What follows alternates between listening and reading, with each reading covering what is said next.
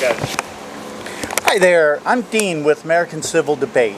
I'm sitting here with Debbie McCormick. She is running for Cape Coral City Council District 3. And we invited Debbie over today just to discuss some of the issues that citizens have been giving to AmericanCivilDebate.com. And we're always out in the neighborhoods talking with people, and these are subjects that the folks that have lived here for decades, in some cases here in Cape Coral, are bringing up. So Debbie, would you like to introduce yourself? Yes, thank you, and I want to thank you for having me too. Well, thank you for coming. I have lived here in Cape Coral over 50 years. I raised my daughter here, and we are now raising my 2 grandsons. So this is my forever home. I love this city and the people in it, and I want to serve them. My background has been with the state of Florida, so I've helped people at the Department of Children and Families, county probation, worked with the tax collector. So whenever I can help people, I want to. And I just decided back before Ian hit us in 2022 that I was going to run for city council because I did not like the direction that our city was going. And I didn't want to be just one to sit idly by and let it happen. So I started attending the meetings, which I've been attending for over a year, to just, get a feel of it, because I seriously am committed to running, winning, and being your city council person. And even though I am in District 3, I will be representing the entire city. I don't care where you live, who you are, where you came from. We're all citizens, and I consider you my friends, and I want to help my friends here in the city. Awesome. Thank you, Debbie.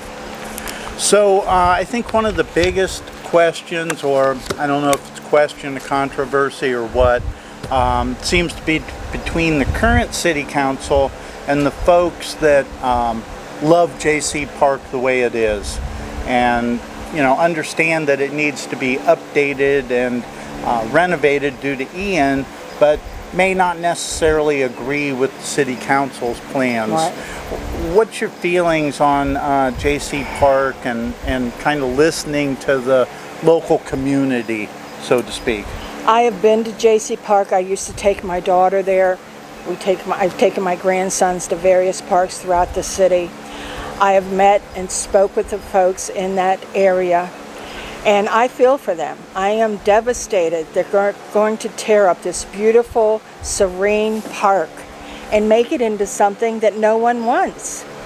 And I just feel that the city council went ahead and did this and didn't take into consideration the people's feelings and what it would do to their livelihood. Yes, it's a city park. I understand that. But I think that 10 million of that 16 to 18 million that they are spending on J.C. Park should have been taken and used for all the other parks in this area, including the yacht club area, and been renovated, brought up to par, so that we could go and enjoy every park, including the yacht club. But like I said, they just didn't take into consideration how pristine, I want to say, that park is.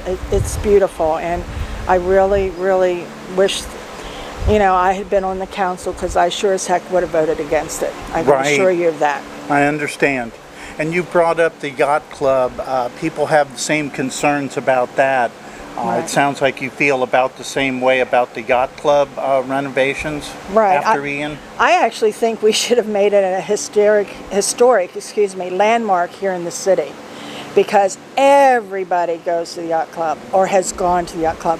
I have spoke to so many people that they said their grandchildren, especially when they would come to visit, let's go to the yacht club, and they went. And they enjoyed themselves. I hold a special feeling in my heart, because I had my wedding reception in 1989 in the main ballroom. And I belonged to organizations that we would hold meetings or activities in either the ballroom or the Tony Rotino Center.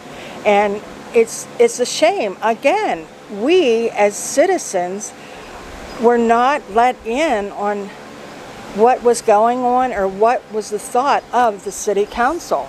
And you want to talk about transparency, that's what has to happen.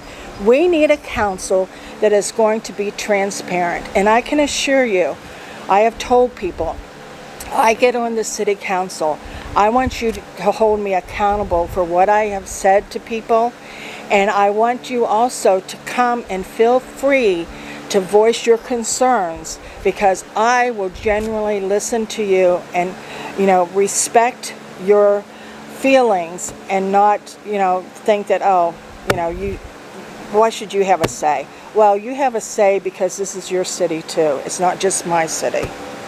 Good response, Debbie. I think a lot of the folks that we talk with feel the same way as you do about JC and the yacht club. I guess the next thing that people are always bringing up to us is the stipends that the city council voted for themselves.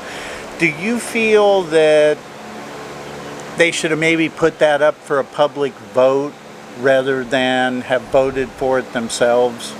I do, and before I decided to run for city council, I met with Tom Hayden, who is our District 3 council member now.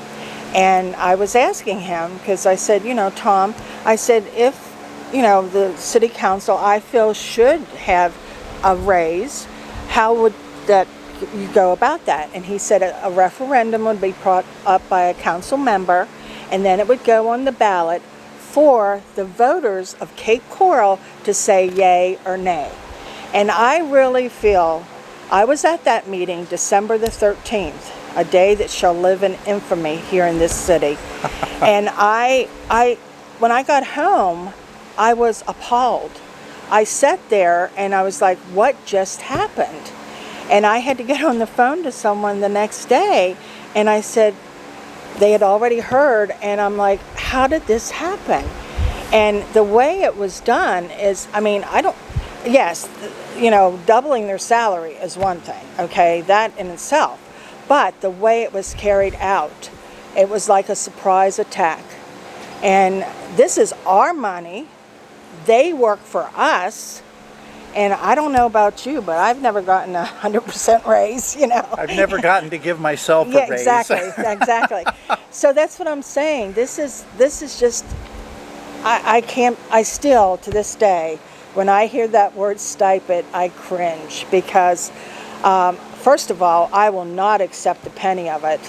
And I will hopefully make the motion that it's rescinded. And not only that, I would like to see it put in our city charter that future council members or councils cannot do that, so that it protects ongoing generations from this, horrible thing that happened. Makes sense. I think a lot of people would be happy with hearing your perspective on that. Thank you. So, Ocean and I have a lot of friends here in the Cape Coral area. Some of them, particularly in the Northeast, are getting utility notices now. And some of these utility notices, they're like in the $35,000 to $40,000 range. And people are devastated when they open this letter. Do you think that as a city council person, there's anything that you or the city council could do to lower some of those costs? I would like to see that happen. That's what I have told people. I would like to see, for those that have paid these enormous prices, to maybe get some sort of restitution. I mean, unfortunately, we can't give them back all the money, but something. It just so happened that where I live in the North Cape, we were one of the first areas to have this happen, and we paid $11,000. Well, we didn't have $11,000 lying around, so we had to go get a home equity loan. Now you're talking $20,000, $30,000, $40,000. That's like a second mortgage. And let's face it, most of these folks, they have families or they're retired, and this is they want this to be their forever home. And unfortunately, we all know that we're seeing for sale signs go up, and we're losing great people in this city. And I would love to see something happen and to readdress this catastrophe. I call it a catastrophe, because you're taking people that worked hard, the working class, who worked hard all their lives, especially those that came down here with their children, and it was all new to them, and their children stayed, and now there's grandchildren. I live in a 4-generational household, and I would not like my daughter to move away with my grandsons, but unfortunately she doesn't know how she could afford to get a house Right. with all this. So Yeah, when you take the utility costs, and then we all know about the property tax increases and flood insurance costs, it is, I think, in my opinion, putting a lot of people out of the real estate market. exactly. And then you have people that are maybe wanting to get their own home, and then their children and maybe parents can't afford where they're at, so they move in. So, and it's not that they don't love their families, but it's like, hey, we bought this house for us, but they do what they have to do because they want to help and protect their family. Right, I understand. We're seeing more and more of that, Oh, yes. I believe. Yes. So do you think there's anything that can be done about the property tax increases that, not just here in Cape Coral, but we've seen throughout Lee County? Is there anything that the city council can really do about the property tax increases? I think they need to be more, as we all know, the federal government, the feds, so to speak, whatever, kind of dictate where these costs become, trickle down effect, And as unfortunately, as the economy gets worse with inflation, then of course our taxes and everything go up. So I think we need to, yes, as a city and as representative of the city, we need to maybe reach out to our people in DC and say, hey, what are you guys going to do to help us, to help our people? It's something we need to maybe work with the state and the federal people at that level, because I can assure you, as a city council member, I will not be wanting to raise taxes. That I will have those that are in that area go and look in all sorts of different avenues to go down to say, hey, can we maybe do this instead of raising taxes? And I think there's an answer out there somewhere. I don't know it at this time, but I can assure you, once on council, that this will be a priority to me, because I feel it just as everybody else does. I understand.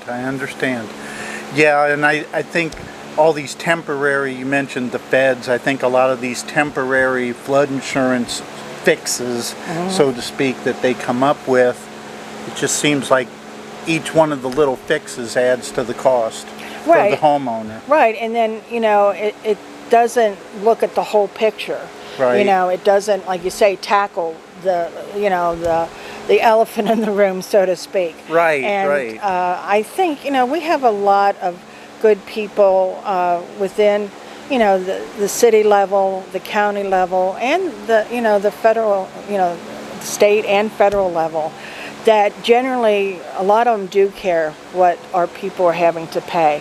And I really want to reach out to them and let them know that I'm open for any type of working together, because I believe in working together to tackle this problem. Sounds good.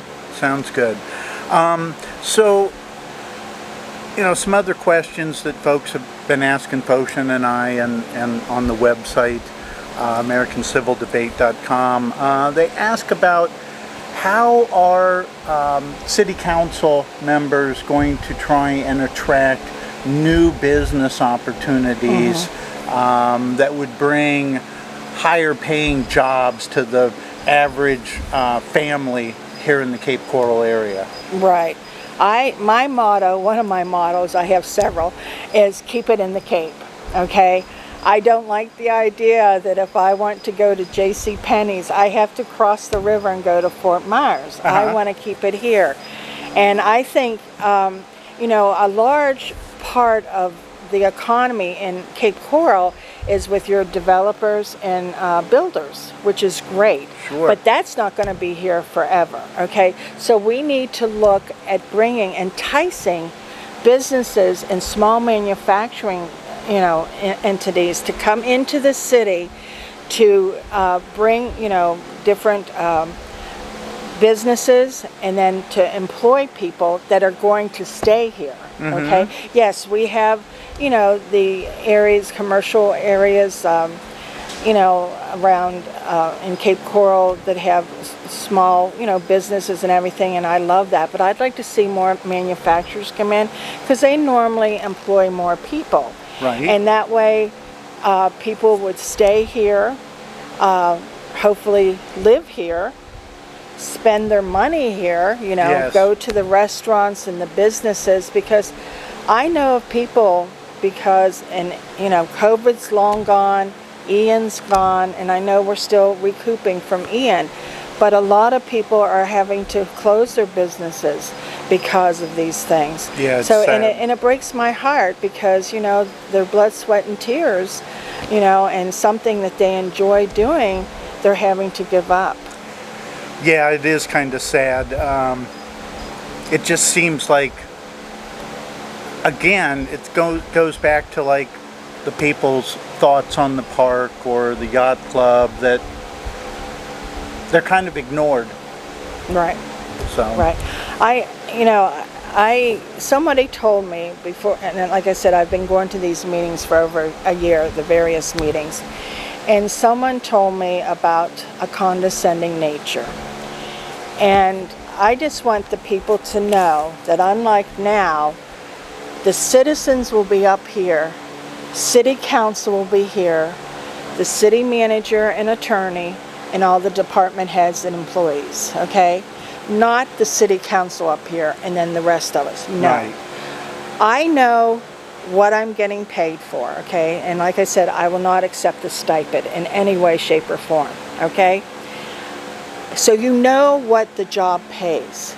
And to me, it's going to be a full-time position. I'm not taking this lightly. This is a serious situation, and I've lived here a long time, and like I said, I've seen the good, the bad, and the ugly. And I want this city to get back to its glory days, and it can happen. We all just need to work together, and that's what I want the citizens to know, that they come to before the council, and I'm on council. I will give them the utmost respect and listen to their concerns. I talk to people now, people not even in my district, because like I said, I'm here for the whole city, and I'm getting their concerns. I'm making a list of what people's concerns are, so that, you know, I will be lighting my light to let them know. And because I am not going to be intimidated by anybody on the council now or anyone else.